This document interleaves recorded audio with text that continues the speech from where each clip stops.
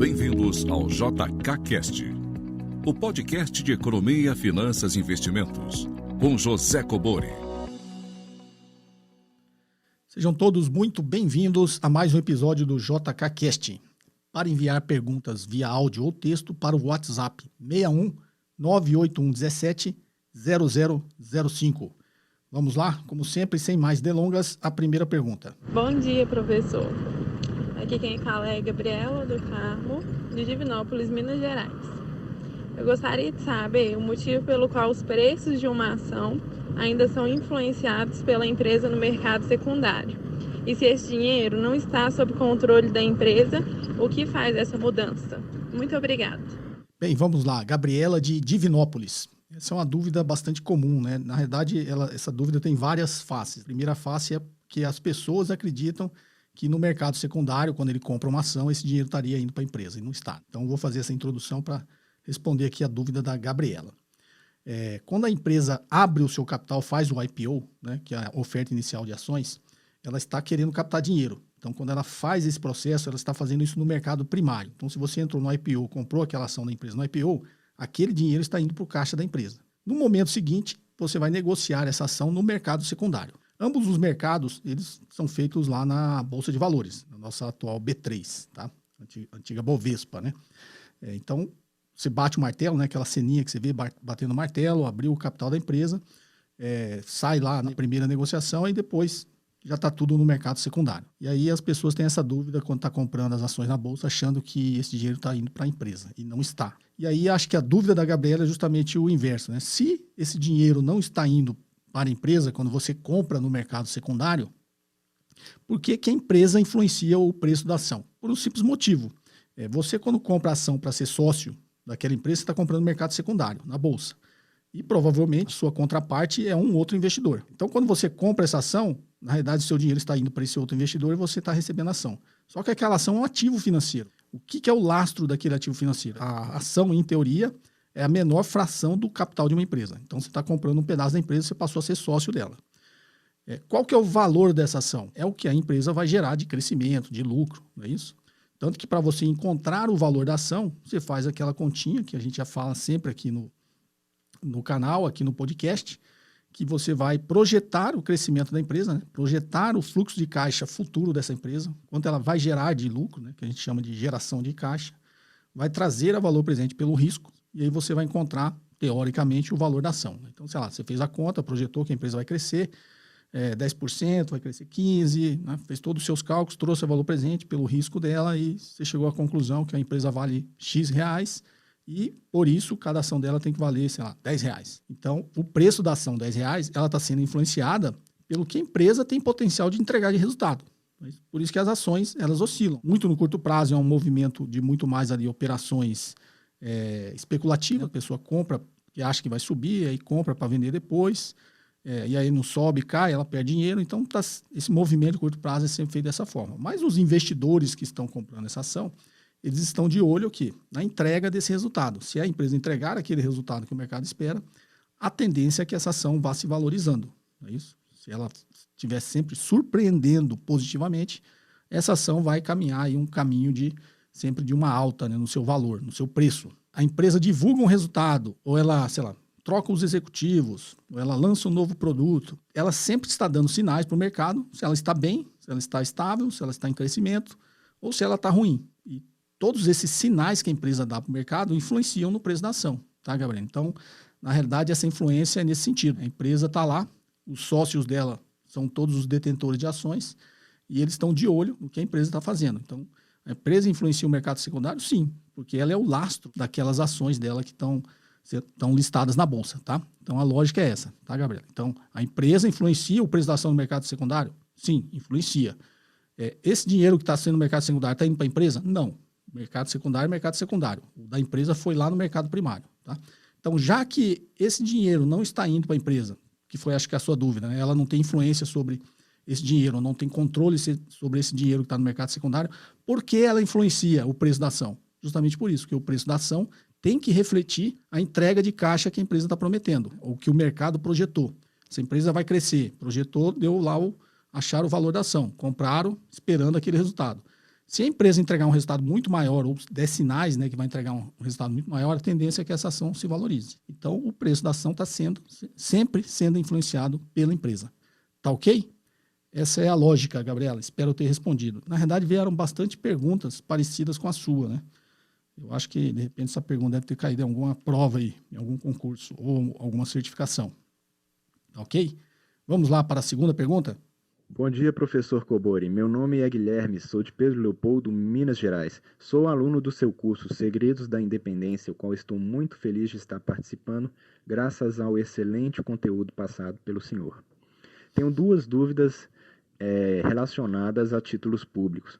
A primeira delas é se a variação a mercado dos títulos pré-fixados, se essa variação ocorre com qualquer alteração da taxa de juros, que é normal ao longo do tempo, ou se ela ocorre com as alterações da taxa de juros que sejam imprevistas, que não estejam na curva prevista pelo mercado de quando o título foi lançado. A segunda dúvida, professor, é caso eu tenha uma análise, uma previsão da situação do país pessimista, se eu posso esperar uma redução inesperada nessa taxa de juros, de forma que talvez seja uma boa estratégia comprar os títulos pré-fixados e vendê-los antes do vencimento. Bem, Guilherme, de Minas Gerais. Guilherme, satisfação, e é aluno, né, do curso aí, o Segredos da Independência, que é o novo curso que eu lancei há um tempo atrás. E que bom que você gostou. Tem muita, não sei se você terminou, Guilherme, a última aula eu faço toda uma leitura exatamente do que você tá em dúvida. Eu ensino, né, e ajudo vocês a ler o mercado, a economia, o cenário econômico, o movimento das taxas de juros, né, a estrutura termo da taxa de juros, que é a curva de juros, para identificar, né, qual título tem um risco maior, tem um risco menor, qual que ele tem uma probabilidade de ter uma rentabilidade melhor, porque tem essa diferença, né, os títulos pré-fixados, pós-fixados, e as NTNs que tem as duas, né, tem a parte pré e a parte pós. Além de tudo, tem a NTN longa e a NTNB curta. Então, cada título desse é influenciado de uma forma, tem um impacto no preço dele diferente em cada um deles, dada uma alteração na curva de juros futuros, tá? Então, na aula final, você vai ver. Se você não chegou, você vai ter contato com tudo isso. Mas vamos lá, explicar para todo mundo a dúvida do Guilherme. A dúvida do Guilherme é, quando você lança um título, ele tem, na realidade, todos os títulos têm uma curva e essa curva ela se altera constantemente, tá, Guilherme? Dadas as expectativas do mercado, e tudo influencia as expectativas do mercado, então a inflação, taxa de inflação, influencia a expectativa da taxa de juros, porque a taxa de juros é a ferramenta de política monetária que o Banco Central usa para controlar a inflação. Então, mudou as expectativas de inflação, vai mudar a curva de juros futura, tá? Risco, taxa de juros tem a ver com risco, porque taxa de juros é o que o Estado está pagando nos seus títulos para pegar o nosso dinheiro. Então ele fala, ó, Guilherme, eu estou precisando de dinheiro emprestado, toma aqui um título e eu quero o seu dinheiro. E aí a remuneração que você vai cobrar, o preço que você vai cobrar nesse seu dinheiro é a taxa de juros que ele está oferecendo. Então, se o risco do Estado aumenta, a gente viu agora, inclusive antes da aula eu tinha feito essa leitura, coincidentemente depois aconteceu isso mesmo, era até, eu estava falando das NTNBs, né? Porque dado um aumento da expectativa de risco que o Estado vai oferecer com esse gasto público, com esse déficit, que está chegando próximo aí já, o endividamento brasileiro está chegando próximo de R$1 trilhão, né? Muito próximo do PIB, e com tendências, dado o cenário econômico ainda de recessão, uma exigência maior da presença do Estado agora com esses auxílios, esses programas sociais aí para as classes menos favorecidas, uma tendência de aumento ainda mais desse endividamento. O que você lê disso? O que o mercado lê disso? Que vai aumentar a dívida do Estado, a economia está ruim, então, assim como qualquer pessoa, qualquer empresa, o Estado também, cada vez que ele fica mais endividado, ele oferece um risco maior para o mercado. Ele oferecendo um risco maior, os investidores vão começar a cobrar uma taxa de juros maior para emprestar dinheiro para ele, tá? Então, por isso, a gente viu uma alteração aí na curva de juros, principalmente na ponta mais longa, né? A curva fica um pouquinho mais inclinada, porque o mercado, né, os investidores começam a cobrar uma taxa de juros maior, não só no curto prazo, mas nos prazos mais longos. E toda vez que a oscilação da taxa de juros acontece, ela afeta o preço dos títulos públicos. Como eu sempre falo aqui, a taxa de juros, quando você vai calcular o preço, ela está lá no denominador. Então, sempre que o denominador sobe, o valor presente, que é o preço do título, cai. E sempre que o denominador cai, o valor presente sobe, que é o preço do título. Tá? Então, por isso que a gente vê, né, nada no mercado é linear, né, nem os ativos de renda fixa, eles estão sempre oscilando. Tá ok, Guilherme? Então, a taxa de juros, a curva não tem, lançou o título, tem uma curva. Na realidade, é tão instantâneo que não tem aquela curva de juros no lançamento. Ela se altera constantemente. Se você abrir um broker aí com a negociação do DI futuro, que é a expressão da curva de juros futuro, você vai ver que ele se movimenta ao longo do dia como qualquer outro ativo. A curva fica se alterando, né? Dadas as expectativas do mercado, está sempre mudando. E o mercado está sempre tentando precificar antes o que vai acontecer amanhã. Então, essa é a leitura, tá, Guilherme? Sua segunda dúvida estou vendo aí que pode ocorrer uma queda na taxa de juros e se eu tiver um título pré-fixado, eu posso ganhar dinheiro se eu vender antes do vencimento. É a lógica, né? Você comprou um título pré-fixado com a taxa de 2%. A taxa, lembra, está no denominador. Você pagou X reais. Se a taxa cair, o valor do seu título vai subir. Vai subir muito mais do que ele deveria subir, dado o passar do tempo até chegar ao vencimento, né? Essa aqui é a lógica, tá? Então, quando você está com um título pré-fixado, quando a taxa cai, ela beneficia você. Então, a sua dúvida é, pode ocorrer mais quedas na taxa de juros? Pode. É difícil? Não é difícil, mas não tem muito espaço, né, Guilherme? A taxa de juros já é 2%. Eu diria que a gente tem tudo que a gente chama assim, de assimetria, né? Você tem uma assimetria de risco. Você comprar um título pré-fixado hoje, você tem muito mais desvantagens que vantagens, tá? É a tal da convexidade e da concavidade, né? Do Nassim Taleb. Então, se você comprar um título pré-fixado hoje, você tem muito mais a perder do que a ganhar. Você pode ganhar? Pode, mas a sua probabilidade é muito pequena, tá? Então, você está se expondo num ativo que você tem muito mais a perder do que a ganhar. Então, não sei se seria uma boa estratégia. Mas, se a taxa de juros cair, no curto prazo, você vai... E o mercado não estiver esperando, tá?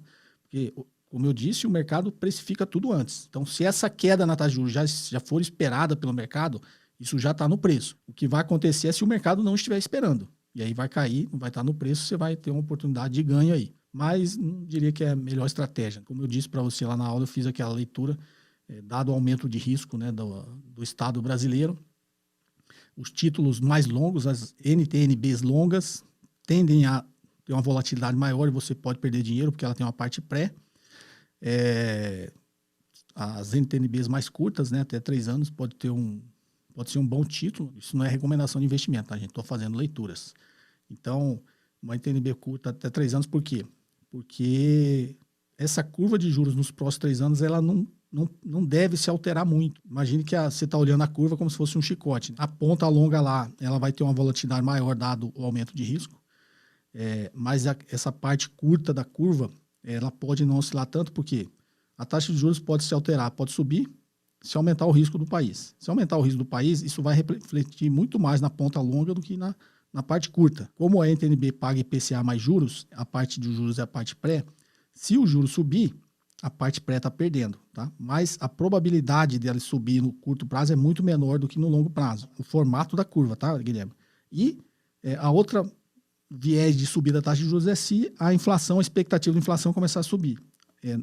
Nos próximos 2, 3 anos, não vejo, óbvio que pode ter uma alta na expectativa de inflação, mas a política monetária não vai, eu diria que ela não vai ter um impacto tão grande nessa parte curta. Acho que é melhor você assistir a aula lá, que lá eu explico mais em detalhe, tá, Guilherme? Mas para quem está escutando, essa a leitura. Dado o cenário atual, uma NTNB longa é muito mais arriscada do que uma NTNB curta, tá? E títulos pré-fixados são muito, muito mais arriscados, porque a probabilidade da taxa, dependendo do vencimento que você comprar, da taxa cair, é muito menor do que ela voltar a subir. Então, títulos pré-fixados não é uma boa pedida nesse momento. Tá ok, Guilherme? Espero ter te ajudado aí e te vejo lá no curso. Vamos à próxima? Boa noite, professor Cobori. Meu nome é Angrigo, falo aqui de Novo Hamburgo, no Rio Grande do Sul. Primeiramente, eu gostaria de agradecer pelo trabalho que o senhor faz, né, divulgando os seus conhecimentos de economia aí para todos. Muito obrigado.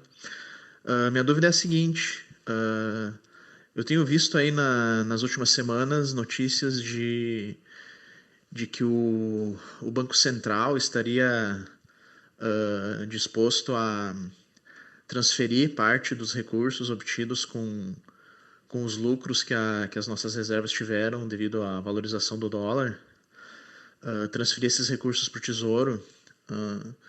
Gostaria de saber se o senhor podia explicar para nós como é que funcionaria essa operação, se nós estaríamos, então, nesse caso, abrindo mão de parte das nossas reservas, quais os riscos que isso poderia acarretar, e também se caso ocorresse, então, no caso, uma desvalorização do dólar, se isso não teria um efeito contrário, que no caso aí o Tesouro teria que repassar recursos para o Banco Central. Enfim, seria essa a minha dúvida. Obrigado. Bem, Andrigo de Novo Hamburgo, Rio Grande do Sul, vamos lá. Isso aconteceu, na realidade, o Conselho Monetário Nacional, Andrigo, já autorizou o Banco Central a passar esse lucro cambial para o Tesouro, tá? São mais de 500 bilhões de reais, né, que o Banco Central teve lucro. Então, para todo mundo entender, o que foi o lucro cambial? O Banco Central tem mais de 350 bilhões de dólares em reserva, e do início do ano já tinha um acúmulo aí de lucro cambial, mas o maior lucro foi agora durante a crise. Por quê? Porque o real depreciou, o dólar apreciou.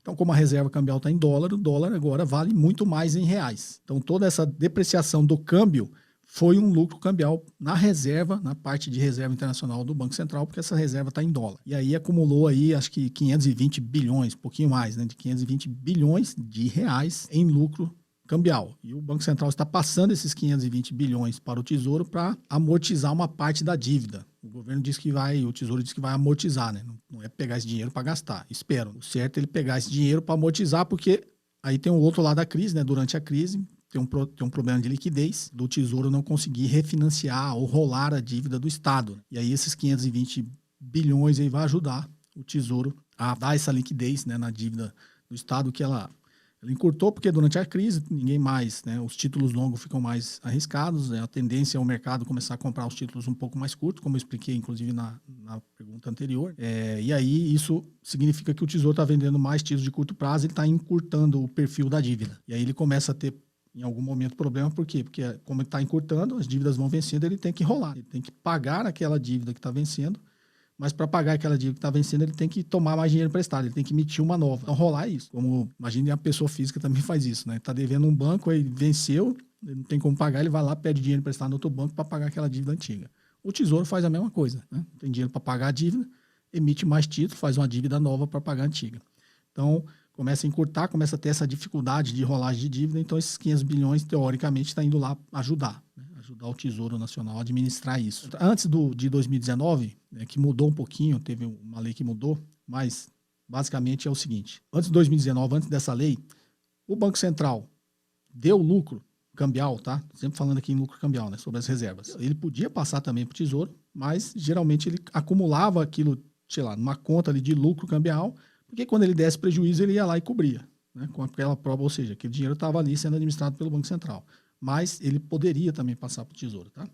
Agora, a lei agora, na realidade, está dizendo que ele passa o lucro para o Tesouro. Mas a sua dúvida é o seguinte: se ele der um prejuízo, o Tesouro cobre? Cobre. Se ele der um prejuízo, o Tesouro tem que ir lá, emitir dívida, captar dinheiro e passar para o Banco Central.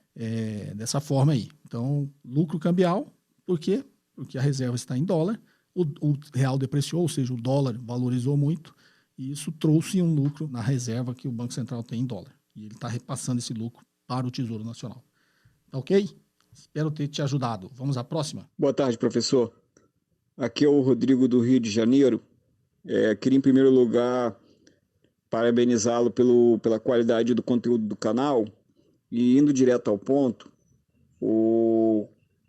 em relação à minha pergunta, é uma dúvida que eu tenho sobre uma fala do Warren Buffett, onde ele diz o seguinte: quando se combina ignorância e alavancagem, se tem resultados bastante interessantes. Sinceramente, essa frase, quando eu aplico ela nos movimentos do mercado, ela não fica muito clara para mim. Então, eu queria que o senhor esmiuçasse para a gente e fizesse uma análise mais técnica, de maneira que eu pudesse melhorar a minha compreensão. Mais uma vez, parabenizar e agradecer pelo excelente conteúdo. Boa tarde. Bem, Rodrigo do Rio de Janeiro, vamos lá. O Warren Buffett tem várias frases, né? Tem até livros de frases do Warren Buffett, mas deixa eu explicar. Esse aí até com um pouquinho de ironia, quando ele fala assim, dá resultados interessantes, né? Quando dá resultados interessantes, que ele está falando catastróficos, né? Para a empresa que está alavancada. Então, a alavancagem aí, Rodrigo, é a alavancagem financeira, tá? O que é alavancagem financeira? Dívida, né? E por que uma empresa toma dívida e chama alavancagem financeira? Porque o capital de terceiros é mais barato, né? A dívida é mais barata do que o capital do acionista, o capital próprio.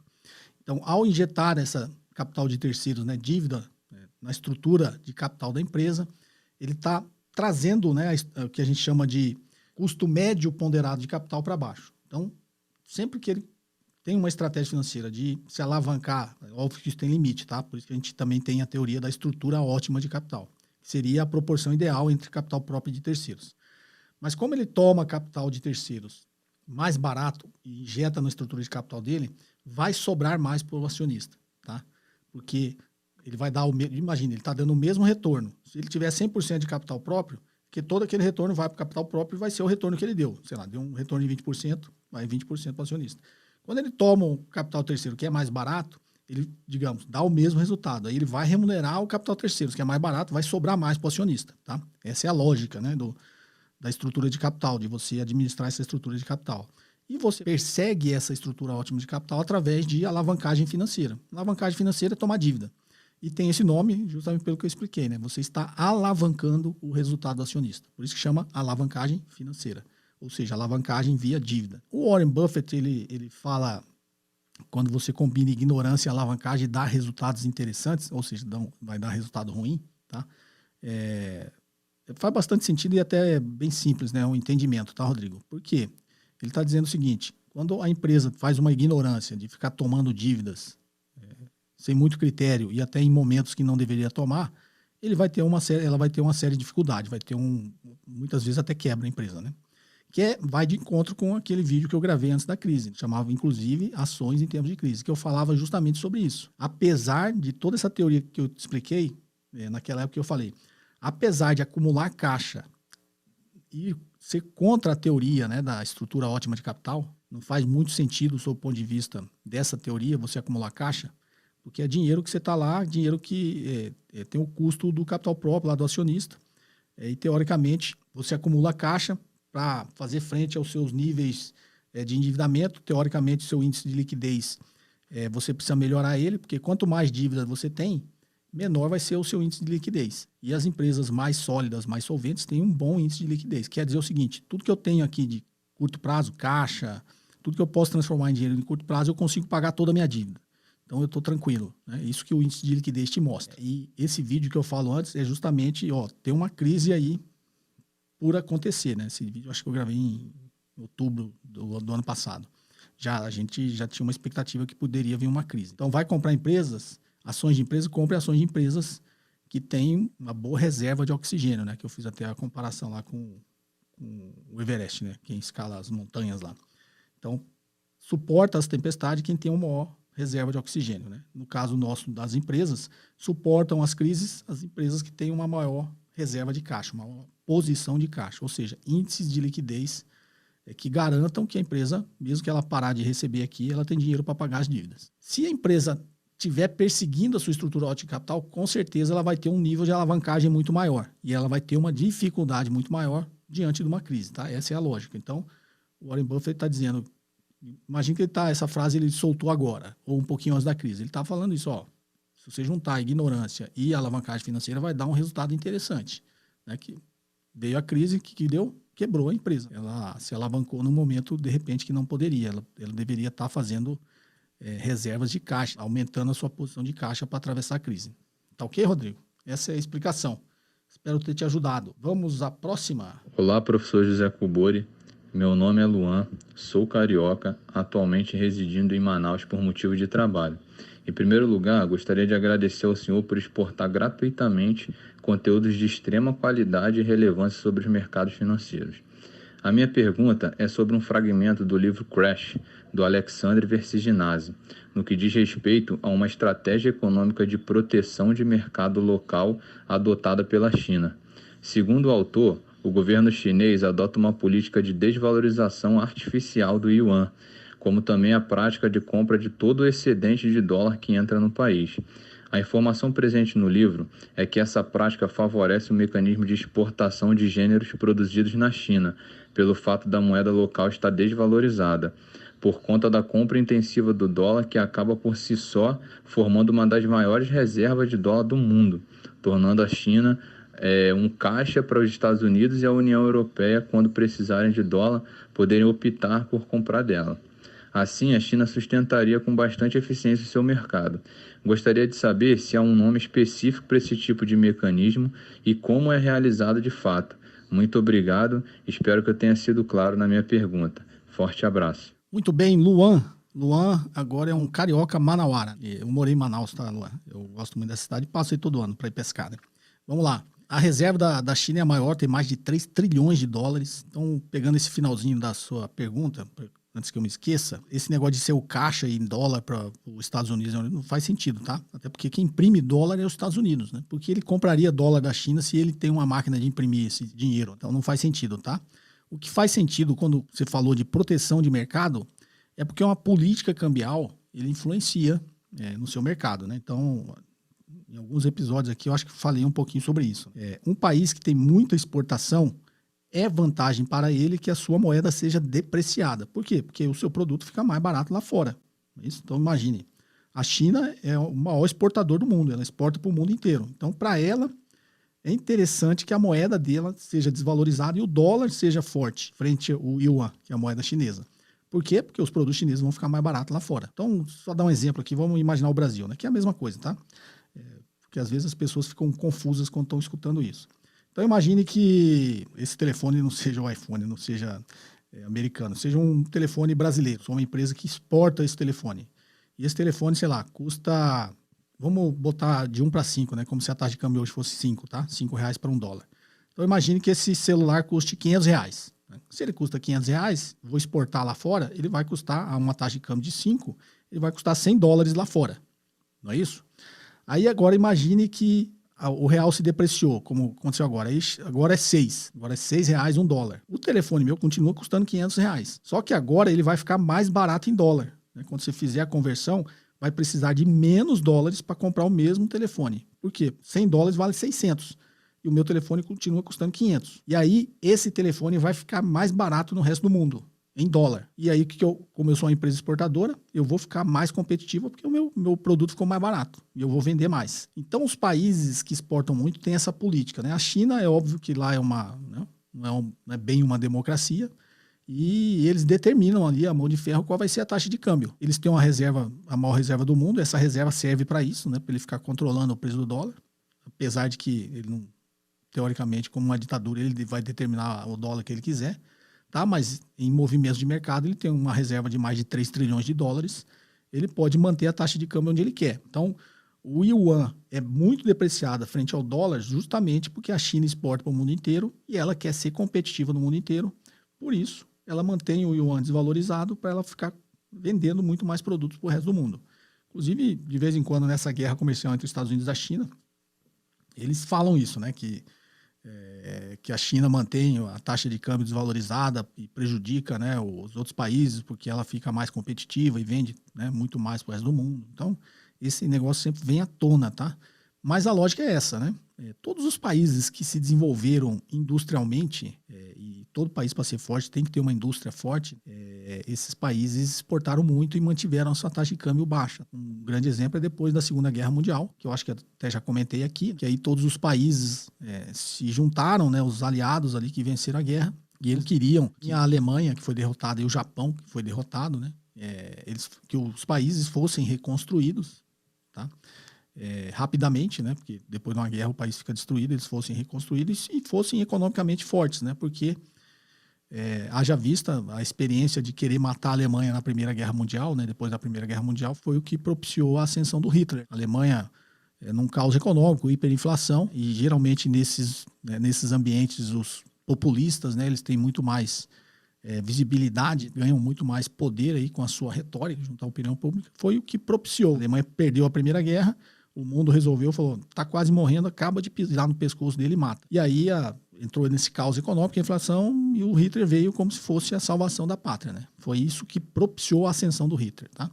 Então, depois da Segunda Guerra Mundial, o mundo já pensando nisso aí, falou assim, não, a Alemanha perdeu a guerra de novo, né? E o Japão perdeu a guerra, não é sensato a gente querer matar eles. Na realidade, vamos reconstruir esse país economicamente, que, sob o ponto de vista da paz, é muito melhor. E aí, em comum acordo lá, conhecido como Bretton Woods, esses países deixaram com que a Alemanha e o Japão tivessem a sua moeda depreciada frente às outras moedas no mundo. Ou seja, isso propiciou que os produtos japoneses e alemães, né, ficassem mais baratos e eles conseguissem vender muito mais e crescer economicamente. Isso que propiciou o crescimento da indústria japonesa e da indústria alemã.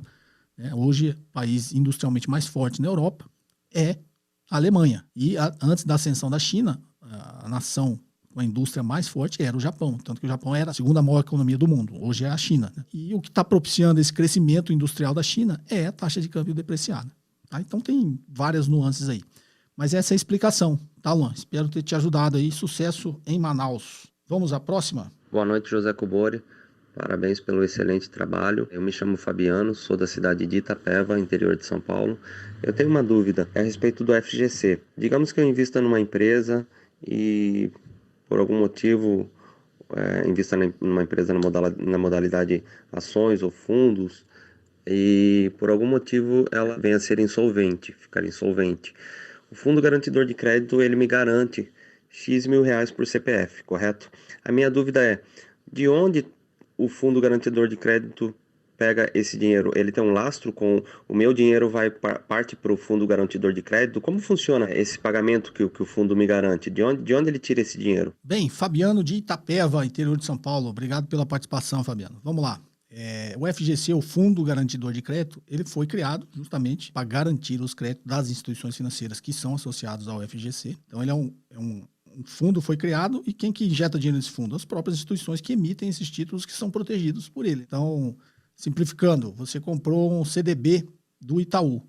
Toda vez que o Itaú vende um CDB, ele recolhe, se não me engano é pouca coisa, né? Bem pouquinho, é 0,01. Então, você comprou lá um CDB do Itaú, ele recolhe 0,01% nesse fundo. Então, esse fundo está sendo constantemente... É só você pegar o volume de crédito que é emitido pelas instituições financeiras, tirar 0,01 é o dinheiro que está indo para o FGC. Então, o FGC vai cada vez, né, criando um colchão cada vez maior. Para que serve isso aqui? Justamente para ele garantir que, sei lá, se o Itaú quebrar, aquele CDB que ele emitiu que está coberto pelo FGC, o FGC vai lá e te paga. Tá? No limite, você vai perder rentabilidade, que vai demorar um tempinho para você receber. Mas o seu principal você vai receber. Então, o Fundo Garantidor de Crédito é abastecido com dinheiro das próprias instituições e é calculado a um pequeno percentual sobre todos os títulos que são cobertos, óbvio, previstos, né, essa cobertura pelo FGC, essas instituições que pagam esse percentual e vai injetando nesse fundo. Então, esse fundo, né, tem, digamos, uma reserva gigantesca para poder cobrir isso aí. E por que os bancos fazem isso? Por que foi criado? Porque para o banco fica mais fácil ele vender. Se ele vender um papel que é coberto pela FGC, é muito mais fácil ele vender se ele não fosse coberto. Então, é um mecanismo que as próprias instituições financeiras criaram para conseguir uma maior liquidez aí na emissão de dívida das instituições. Né? Um CDB é uma dívida do banco, né? Com você que é o investidor. Tá joia? Essa é a explicação. Vamos à próxima? Olá, professor Cobori. Primeiramente, muito obrigado pelos seus ensinamentos. Tem ajudado aí muitos brasileiros a atingir a independência financeira. Minha dúvida, aqui é Sérgio de Porto Alegre, minha dúvida é sobre ações tag-along ou um PN. É um assunto que já é bem tratado aí, mas não exatamente dessa forma que eu vou lhe perguntar. Digamos que a ação ON custe 25 e a PN 20, porque não tem tag-along nesse exemplo. Chega outra empresa e quer assumir o controle e vai dar 30 para os controladores. Automaticamente vou poder vender as ONs por 30 também, né, porque tem o tag-along. Mas o que acontece com a PN que estava cotada a 20 na prática? Porque a empresa que assumiu o controle também não vai ter que fazer uma oferta para essas PNs. Então, provavelmente, a oferta vai ser mais ou menos o preço de mercado, né? Porque senão ninguém vai querer entrar. Então, na verdade, não se perde dinheiro por não ter o tag-along, se deixa de ganhar em caso de alienação de controle, né? Por que existe essa paranoia na internet que ação sem tag-along não tem, existe uma certa paranoia, né? E também, no caso de OPA, A empresa que quer assumir o controle, ela tem que fazer alguma oferta para as PNs, né? Ela é obrigada ou só deve fazer oferta para a ON? E se eu quiser continuar com a PN, eu posso ficar recebendo os dividendos, né? Como é que fica essa questão na prática, professor? Muito obrigado. Bem, a parte do seu nome eu não entendi. Eu entendi Quecel, você é de Porto Alegre, mas eu entendi Quecel. Vamos lá, se não for, você me desculpe. Na verdade, você teve uma incoerência, né? Você está falando que ele tem que comprar a sua PN. Não, se a ação não tem tag along, ele não tem que comprar a sua PN, tá? Então, voltando a esse assunto, a gente sempre já citou várias vezes aqui no canal, para todo mundo ficar na mesma página. Uma ação ON, uma ordinária, né? ON é ordinária nominativa, tá? PN é preferencial nominativa. Já está dizendo que a empresa tem duas classes de ações. Ela está no nível de governança corporativa abaixo. Quem está lá no novo mercado, que é o nível máximo de governança corporativa, precisa ter só uma classe de ações. Então, essas empresas estão lá no novo mercado, só tem ON. Por que chama nível máximo de governança corporativa? Porque está dizendo que os investidores, para eles, são todos iguais. Todos os acionistas, para eles, são iguais. E são. Só tem um tipo de ação. Quando eu sou uma empresa, tenho duas ações, eu já estou dizendo no mercado o seguinte, eu tenho duas classes de acionistas. Um aqui, para mim, é melhor. Por quê? Porque ele tem poder de controle, ele tem que vir aqui, ele que vota, ou seja, ele que manda na empresa. Os detentores de ações preferenciais nominativas, as PNs, eles não mandam na empresa. Tá? Eu não preciso dele para decidir nada.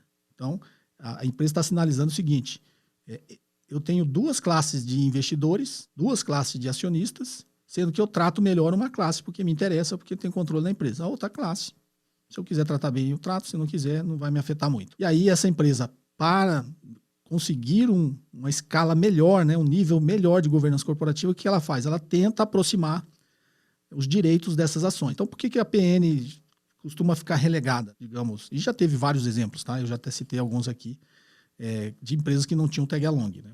Um caso famoso foi da Brasil Telecom, né? Quando os controladores começaram a brigar para tomar o controle da empresa. Então, era o Citibank, a TIM e o Fundo Opportunity. E eles ficaram brigando, como não tinha tag along, e aí as ações ONs ficaram mais cobiçadas, que eles queriam comprar o controle, elas começaram a se valorizar e a PN simplesmente ficou esquecida. Então, Quecel, qual que é a lógica do que você está falando? Se eu quiser comprar o controle, eu não preciso comprar a PN, se não tiver tag along. Se tiver tag along, eu sou obrigado a comprar. Tá? E aí vai ter estabelecido ali uma relação de valor.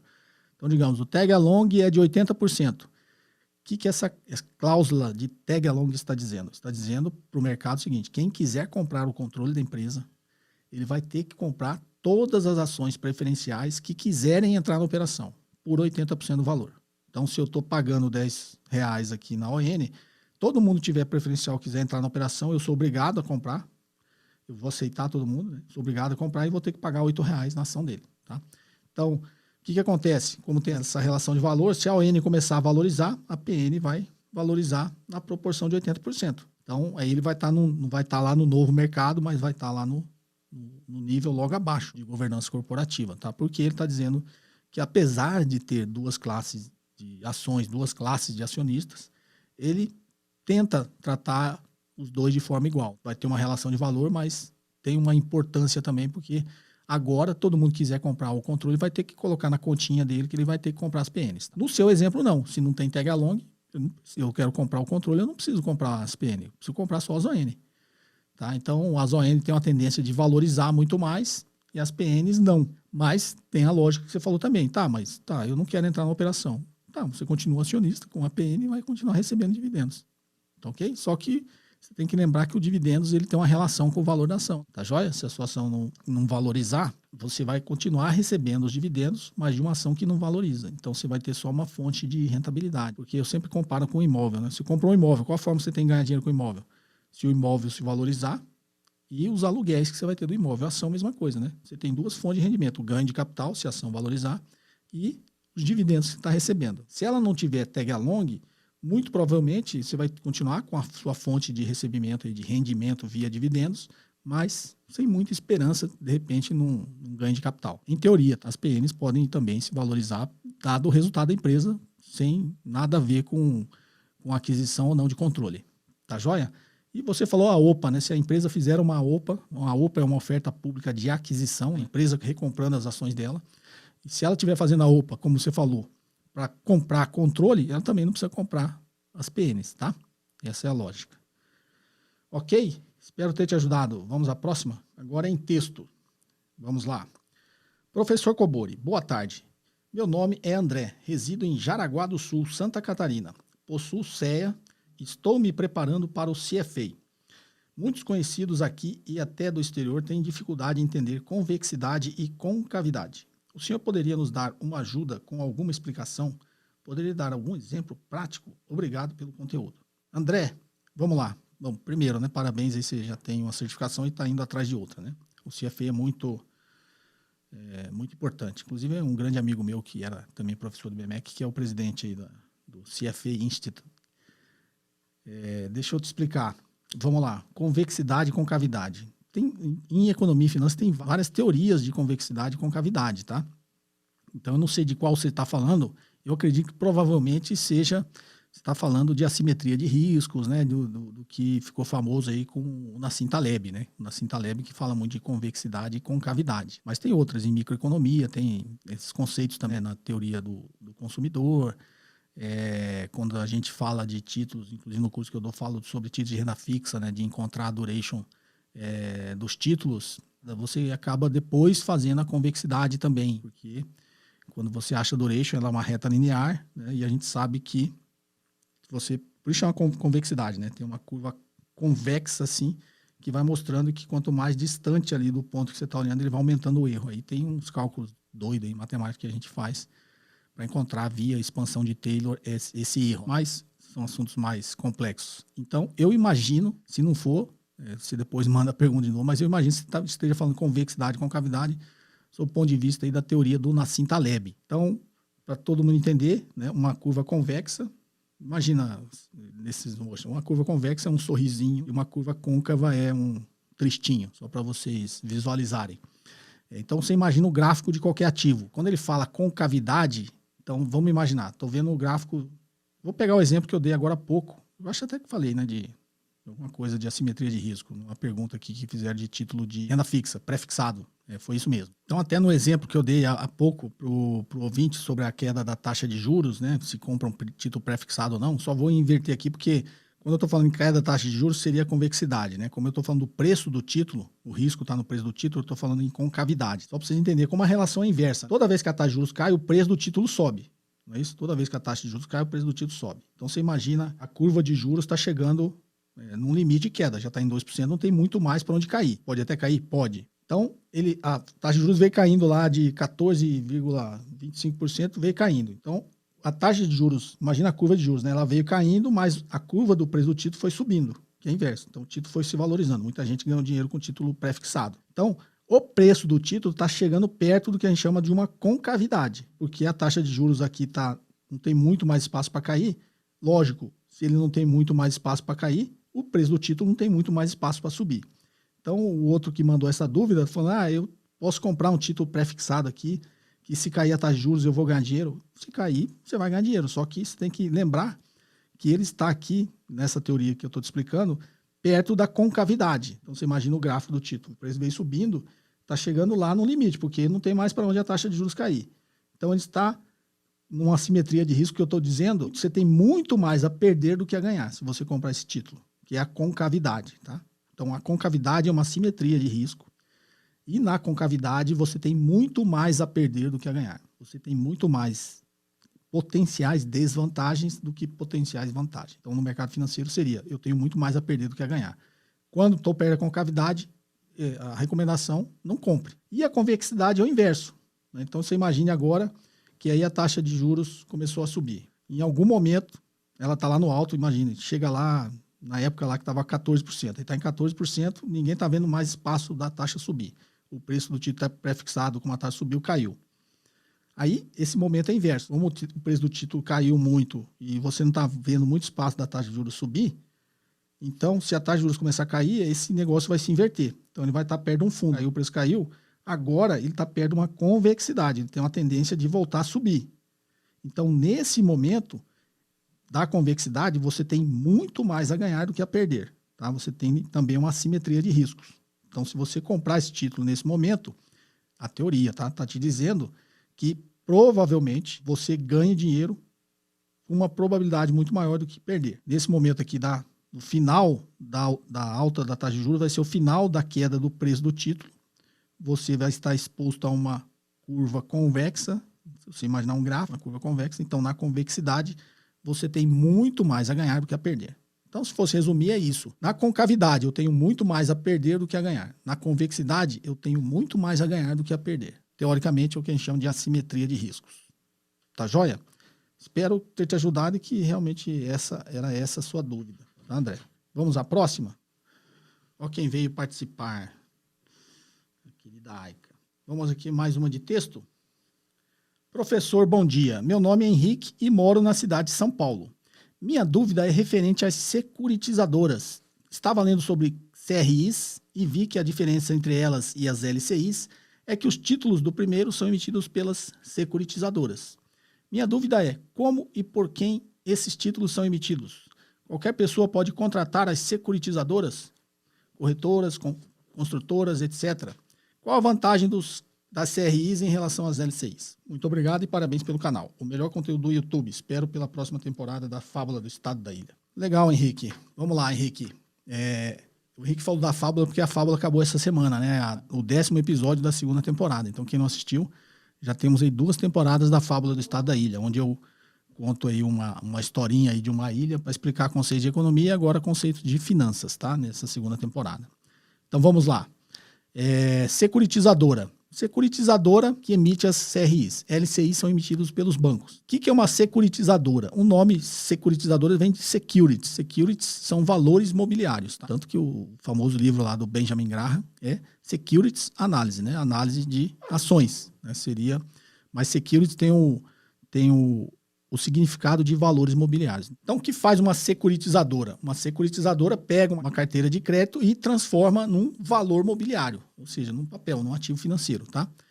Então, a securitizadora faz isso, tá, Henrique? Ela agora pode contratar? Pode. Todo mundo que tem uma carteira de crédito, eu imagino que pela sua pergunta é do setor imobiliário. Então, geralmente, alguém que está no setor imobiliário, uma construtora, né? Você falou aí, uma corretora, ela tem uma carteira de crédito, ou seja, imagina a construtora, ela vendeu os imóveis todos na planta, tá? E elas fazem isso, tá? As securitizadoras fazem a grande maioria das operações com o mercado imobiliário, né? Tem até amigos que têm securitizadoras.